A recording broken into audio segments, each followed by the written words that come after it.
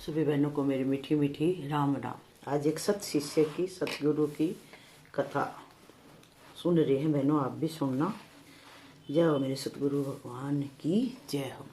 गुरुर् ब्रह्मा गुरुर्विष्णु गुरुर्देव महेश्वर गुरु साक्षात परब्रह्म तस्मै श्री गुरुवे नमः तस्मै श्री गुरुवे नमः तस्मै श्री गुरुवे नमः। अखंड मंडलाकारं व्याप्तं येन चराचरं तत्पदं दर्शितं येन तस्मै श्री गुरुवे नमः तस्मै श्री गुरुवे नमः तस्मै श्री गुरुवे नमः।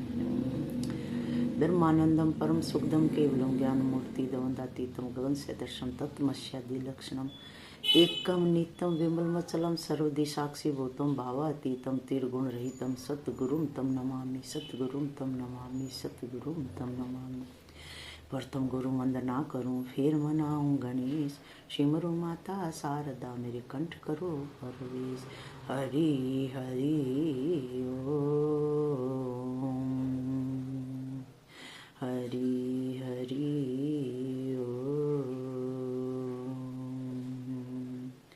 हरि हरि ओम। सभी बहनों को राम राम। नीम का पेड़ चला, कथा का शीर्षक यही है। हमारे सतगुरु देव परम पूज्य लीलाशाह जी महाराज के जीवन की एक घटना बताता हूँ। ये सत महापुरुष बता रहे हैं अपने सतगुरु के जीवन की एक सच्ची कथा। सिंध में उन दिनों किसी जमीन की बाबत में हिंदू और मुसलमानों में झगड़ा चल रहा था। उस जमीन पर नीम का पेड़ खड़ा था, जिसे उस जमीन की सीमा निर्धारण के बारे में कुछ विवाद था। हिंदू और मुसलमान कोर्ट कचहरी में धक्के खा खा कर थक गई थी। आखिर दोनों पक्षों ने यह तय किया कि यह धार्मिक स्थान है। दोनों पक्षों में से किसी एक पक्ष का कोई भी पीर फकीर उस स्थान पर अपना कोई विशेष तेज बल या चमत्कार दिखा दे तो वह जमीन उसी के पक्ष में हो जाएगी। पूज्य लीलाशाह जी बापू का नाम पहले लीलाराम था। लोग पूज्य लीलाराम जी के पास पहुंचे और बोले, हमारे तो आप ही एकमात्र संत हैं, हमसे जो हो सकता था वह हमने किया, परंतु असफल रहे। अब समग्र हिंदू समाज की प्रतिष्ठा आप श्री के चरणों में है। इंसा की अजम से अब दूर किनारा होता है। तूफान में टूटी किश्ती का एक भगवान सहारा होता है। ईसा की अजम में जब दूर किनारा होता है, तूफान में टूटी किश्ती का एक भगवान सहारा होता है। अब संत कहो या भगवान कहो, आप ही हमारा सहारा है। आप ही कुछ करेंगे तो यह धर्म स्थान हिंदुओं का हो सकेगा। संत तो मोजी होते हैं। जो अहंकार लेकर किसी संत के पास जाता है वह खाली हाथ लौटता है, और जो विनम्र होकर शरणागति के भाव से उनके सम्मुख जाता है वह कुछ पाकर लेकर आता है। विनम्र और श्रद्धा युक्त लोगों पर संत की करुणा कुछ देने को जल्दी उमड़ पड़ती है। पूज्य लीलाराम जी उनकी बात मानकर उस स्थान पर जाकर भूमि पर दोनों घुटनों के बीच सिर नीचा किए हुए शांत भाव से बैठ गई। विपक्ष के लोगों ने उन्हें ऐसी सरल और सहज अवस्था में बैठा देखा तो समझ लिया कि ये लोग इस साधु को व्यर्थ ही लेकर आए हैं। यह साधु क्या करेगा, जीत हमारी ही होगी। पहले मुस्लिम लोगों द्वारा आमंत्रित पीर फकीरों ने जादू मंत्र टोने टोटके आदि किए। अला बांधो, बला बांधो, पृथ्वी बांधो, तेज बांधो, वायु बांधो, आकाश बांधो, फूक फूक आदि आदि किया। फिर पूज्य लीलाराम जी की बारी आई। पूज्य लीलाराम जी भले ही साधारण से लग रहे थे, परंतु उनके भीतर आत्मानंद हिलोरे ले रहा था। पृथ्वी आकाश क्या, समग्र ब्रह्मांड में मेरा ही पसारा है। मेरी सत्ता के बिना एक पत्ता भी नहीं हिल सकता। ये चांद सितारे मेरी आज्ञा से चल रहे हैं। सर्वत्र में ही मैं इन सब विभिन्न रूपों में विलास कर रहा हूँ। ऐसे ब्रह्मानंद में डूबे हुए वे बैठे थे। ऐसी आत्म मस्ती में बैठा हुआ किंतु बाहर से कंगाल जैसा दिखने वाला संत जो बोल दे उसे घटित होने से कौन रोक सकता है। वशिष्ठ जी कहते हैं, हे राम जी, त्रिलोकी में ऐसा कौन है जो संत की आज्ञा का उल्लंघन कर सके। जब लोगों ने पूज्य लीलाराम जी से आग्रह किया तो उन्होंने धीरे से अपना सिर ऊपर की ओर उठाया। सामने नीम का पेड़ खड़ा था। उस पर दृष्टि डालकर गर्जना करते हुए आदेशात्मक भाव से बोल उठे, ये नीम इधर क्या खड़ा है, जा उधर हट कर खड़ा रह। बस उनका ऐसा कहना ही था कि नीम का पेड़ सर सर सर सर करता हुआ दूर जाकर पूर्ववत खड़ा हो गया। लोग तो यह देखकर अवाक से रह गए। आज तक किसी ने ऐसा चमत्कार देखा ही नहीं था। अब विपक्षी लोग भी उनके पैरों पड़ने लगे। वे भी समझ गए कि ये कोई सिद्ध महापुरुष है। वे हिंदुओं से बोले, ये आपके ही पीर नहीं है, बल्कि आपके और हमारे सबके पीर हैं। अब से ये लीलाराम नहीं किंतु लीला शाह के नाम से पुकारे जाएंगे। तब से लोग उनका लीलाराम नाम भूल ही गए और उन्हें लीला शाह नाम से ही पुकारने लगे। लोगों ने उनके जीवन में ऐसे ऐसे और भी कई चमत्कार देखे। वे 93 वर्ष की उम्र पार करके ब्रह्मलीन हुए। इतने वृद्ध होने पर भी उनके सारे दांत सुरक्षित थे।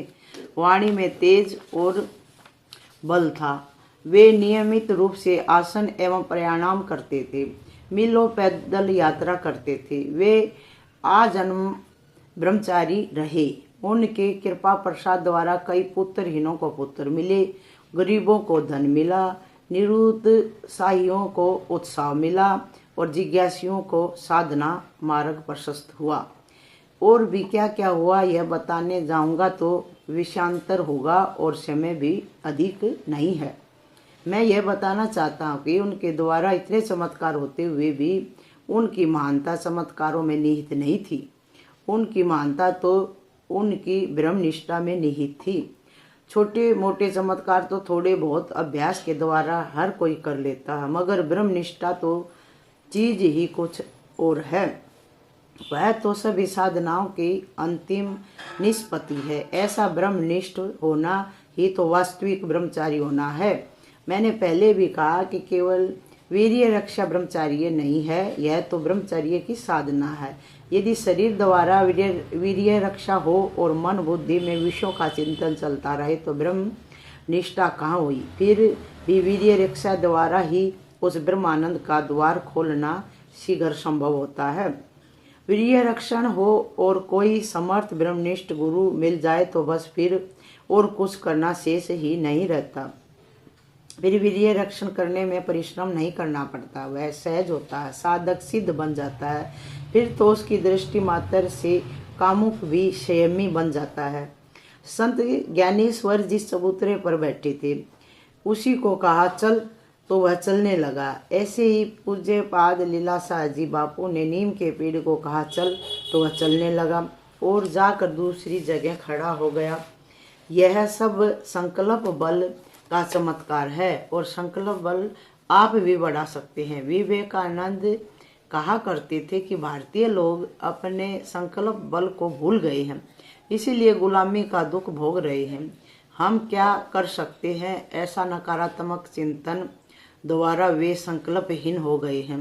जबकि अंग्रेजों का बच्चा भी अपने को बड़ा उत्साही समझता है और कार्य में सफल हो जाता है, क्योंकि वह ऐसे विचार करता है, मैं अंग्रेज हूँ, दुनिया के बड़े भाग पर हमारी जाति का शासन रहा है।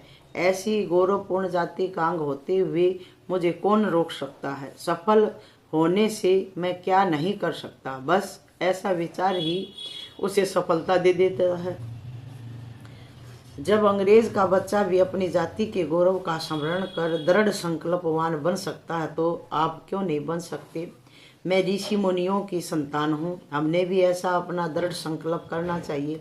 भीष्म जैसे दृढ़ प्रतिज्ञ पुरुषों की परंपरा में मेरा जन्म हुआ है। गंगा और पृथ्वी पर उतारने वाले राजा भगीरथ जैसे दृढ़ निश्चयी महापुरुष का रक्त मुझ में बह रहा है।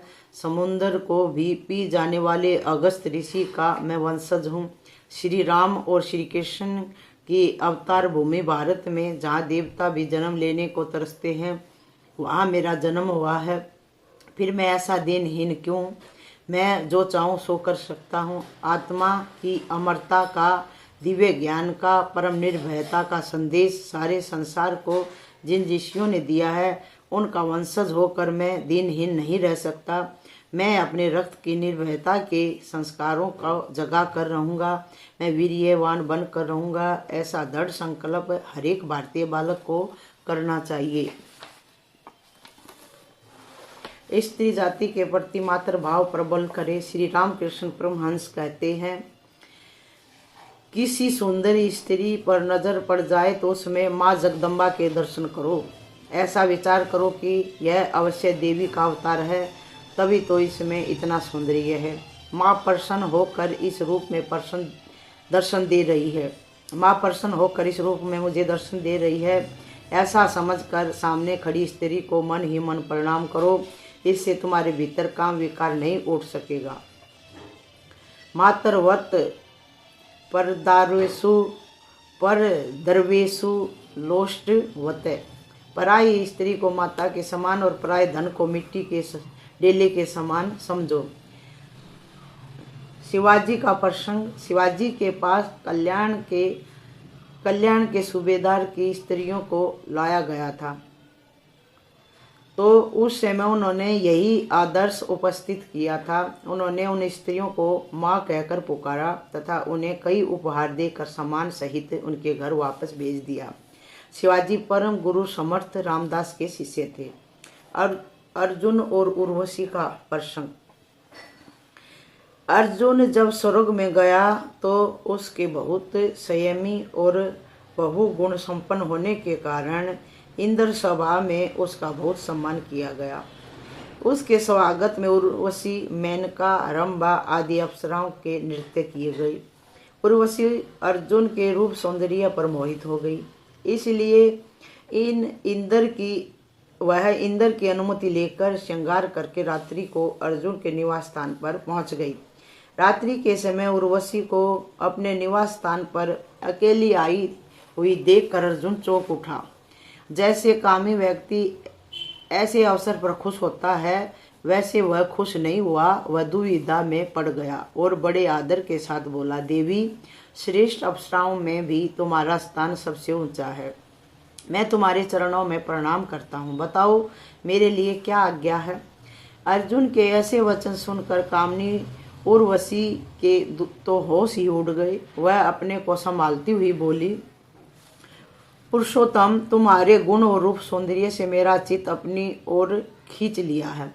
मैं तो पहले से ही तुम पर मुग्ध थी। फिर तुम्हारे पिता इंद्र एवं चित्रसेन की भी आज्ञा मिल गई। मैं कामदेव के वश होकर तुम्हारी सेवा में उपस्थित हुई हूँ। मेरा मनोरथ पूर्ण करो। उर्वशी के ये सब सुनकर अर्जुन अत्यंत लज्जा से गड़ गया और दोनों हाथों से दोनों कानों को मूंद कर बोला, सौभाग्यशालिनी, तुम जो बात कह रही हो वह सुनना भी मेरे लिए बड़े दुख की बात है। तुम ही मेरे पूर्व वंश की जननी हो। ऐसा ख्याल आने से इंद्र सभा में मेरे नेत्र खिल उठे थे। इस पूज्य भाव को लेकर ही मैंने वहाँ तुम्हें अनिमेष नयनों से देखा था। मेरे विषय में तुम कोई दूसरा भाव मत लाओ। अर्जुन ने इतना कहने पर भी उर्वशी नहीं मानी और फिर से आग्रह करते हुए बोली, देवराज नंदन, हम सब अप्सराओं पर संबंधों की मर्यादाएं लागू नहीं होती। पूर्व वंश के कितने ही नाती पोते तपस्या करके यहाँ आते हैं और हमारे साथ रमण करते हैं। इसमें उनका कोई अपराध नहीं समझा जाता। अतः तुम भी मेरा त्याग ना करो। इस पर भी अर्जुन विचलित नहीं हुआ और अपने निश्चय को दोहराते हुए बोला, उर्वशी, मैं तुमसे जो कुछ कहता हूँ उस सत्य वचन को सुनो। ये दिशा विदिशा तथा उनकी अधिष्ठात्री देवियाँ भी सुन ले। हे अनघे, मेरी दृष्टि में कुंती, माद्री और सची का जो स्थान है वही तुम्हारा भी है। गच्छ मूर्धना परपन्नो असीम पादो ते वर्णिनी तवम ही में मातृवते पूजा रक्षो अहम पुत्रवते तव्या।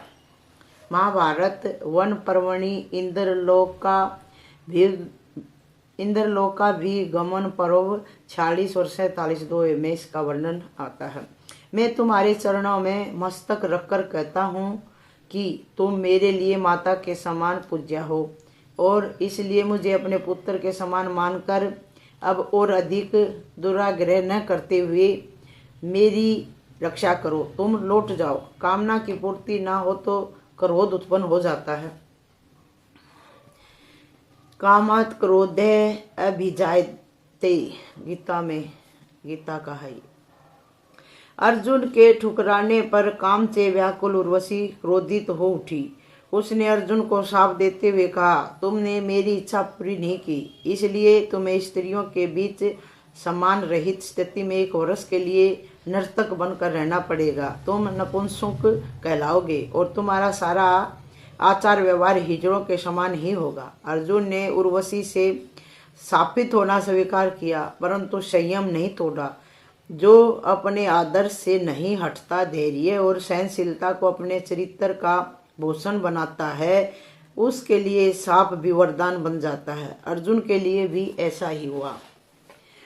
जब इंद्र को सारी हकीकत का पता चला तो उसने अर्जुन को बुलाकर कहा, अर्जुन, तुम जैसे पुत्र के कारण कुंती वास्तव में श्रेष्ठ पुत्र वाली है। तुमने अपने इंद्रिय संयम के उदाहरण से ऋषियों को भी पराजित कर दिया है। उर्वशी का शाप भी तुम्हें वरदान सिद्ध होगा।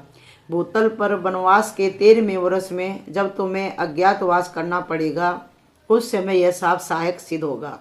उसके बाद तुम अपना पुरुषत्व पुनः प्राप्त कर लोगे। इंद्र के कथन अनुसार घटना घटी। अज्ञातवास के समय अर्जुन विराट नगर के महल में रहा। वह नृत्यक वेश में रहकर विराट की राजकुमारी को संगीत और नृत्य विद्या सिखाई और इस प्रकार वह शाप से मुक्त हुआ। महाभारतकार कहते हैं कि अर्जुन उर्वशी के इस प्रेरणादायी चरित्र आख्यान को जो नित्य सुनेगा, उसे पाप पूर्ण विषय भोगों से उपरामता आ जाएगी। पर स्त्री के प्रति मातृभाव रखने का यह एक सुंदर उदाहरण है। ऐसे ही एक उदाहरण वाल्मीकि कृत रामायण में भी आता है। भगवान श्री राम के छोटे भाई लक्ष्मण को जब सीता जी के गहने पहचानने को कहा गया तो लक्ष्मण जी ने कहा, हे तात, मैं तो सीता माता के पैरों के गहने और नूपुर ही पहचानता हूँ, जो मुझे उनकी चरण वंदना के समय दृष्टिगोचर होते रहते थे। केयूर, कुंडल आदि दूसरे गहनों को मैं नहीं जानता। यह मातृभाव वाली दृष्टि ही इस बात का एक बहुत बड़ा कारण था कि लक्ष्मण जी इतने काल तक ब्रह्मचर्य का पालन किए रह सके। तभी रावण पुत्र मेघनाथ को, जिसे इंद्र भी नहीं हरा सका था, लक्ष्मण जी हरा पाए। पवित्र मातृ भाव द्वारा वीर्य रक्षण का यह अनुपम उदाहरण है, जो ब्रह्मचार्य की महत्ता भी प्रकट करता है। भारतीय सभ्यता और संस्कृति में माता को इतना पवित्र स्थान दिया गया है कि यहाँ मातृभाव मनुष्य को पतित होते होते बचा लेता है। श्री रामकृष्ण एवं अन्य पवित्र संतों के समक्ष जब कोई स्त्री कुछ चेष्टा करना चाहती, तब वे सज्जन साधक संत एवं पवित्र मातृभाव मन में लाकर विकार के फंदे से बच जाते। यह मातृभाव मन को विकारी होने से बहुत हद तक बचाता है। जब भी किसी स्त्री को देखने पर मन में विकार उठने लगे, उस समय सचेत रहकर इस मातृभाव का प्रयोग कर लेना चाहिए। बोल श्री सतगुरु भगवान की जय।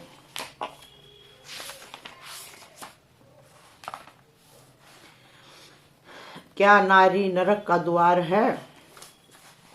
कुछ लोगों का आक्षेप है कि सन्यासी लोग नारी को नरक का द्वार क्यों कहते हैं। तर्क तो ठीक है उनका, क्योंकि नारी ही जन्म देती है पुरुष को, तो नारी की निंदा क्यों की जाती है। परंतु इस संदर्भ में एक बात का ध्यान रखें कि इस आक्षेप की आड़ में कहीं आप नारी के आकर्षण में तो नहीं बह रहे हैं। इस कथन के पीछे नारी के प्रति शास्त्रकारों का या सन्यासियों का कोई दुर्भाव नहीं था, बल्कि भाव यह था कि नारी के प्रति दृष्टि ठीक नहीं रही तो वह आपके लिए नरक का द्वार खोल देगी। भीतर से हर कोई इतना सशक्त तो है नहीं कि नारी पर नजर पड़ते ही माया बहन का भाव उठेगा ही, भोग का नहीं उठेगा। स्त्री के सानिध्य और आकर्षण में भय न जाएगा और पतन न हो जाए, इस हेतु सचेत करने के लिए शास्त्रकारों ने नारी जाति की निंदा की है। एक युवक सन्यासी बचपन से ही जंगल में गुरु के आश्रम में रहा करता था। संसार का कुछ भी ज्ञान नहीं था, उसने संसार के बारे में कुछ नहीं पता था। पहले ही एक बार वो यात्रा पर निकला था। उसने एक बारात देखी तो लोगों से उसने पूछा, ये क्या हो रहा है? लोगों ने बताया कि यह घोड़े पर जो सवार लड़का है अपने लिए लड़की लेने जा रहा है। लड़की को लेकर वह अपने घर जाएगा और घर में दोनों एक ही साथ अपना जीवन व्यतीत करेंगे। आदि आदि बातें उस सन्यासी को बता दी, लेकिन उसकी समझ में कुछ नहीं आया।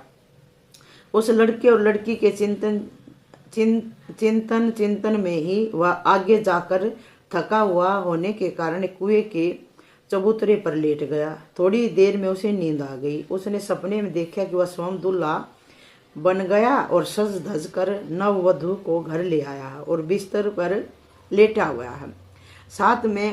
साथ में ही वह लड़की दिखाई दे रही है और थोड़ा सरको उसने ऐसा कहा। ऐसा 2-3 बार कहा तो वह सन्यासी कुएं के चबूतरे पर सोया हुआ था। थोड़ा सरकता अंत में कुएं में गिर पड़ा। कुएं में किसी के गिरने की आवाज सुनकर कुछ रास्ते चलते लोग दौड़े हुए आए और रस्सा लटका कर उसको बाहर निकाला। लोगों ने उससे पूछा, आप कुएं में कैसे गिर पड़े? सन्यासी ने देखी हुई बारात की और अपने सपने की सारी बात बताते हुए कहा, सपने की स्त्री ने मुझे कुएं में गिरा दिया। तो सचमुच की वह स्त्री उस वर राजा या दुल्ले राजा को कहाँ पहुंचाएगी, ईश्वर ही जाने। भोग दृष्टि से स्त्री का चिंतन मात्र इतना दुष्परिणाम ला सकता है, इसलिए ध्यान रहे हमारी दृष्टि शास्त्रकारों के गहन अनुभवों का लाभ उठाने की ही होनी चाहिए, दोषारोपण व कुतर्क करने की नहीं होनी चाहिए। स्त्री जगत जननी है, ना कि नरक का द्वार।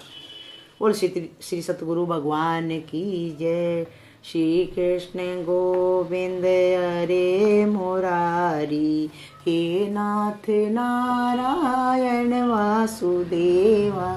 श्री कृष्ण गोविंद हरे मुरारी, हे नाथ नारायण वासुदेवा।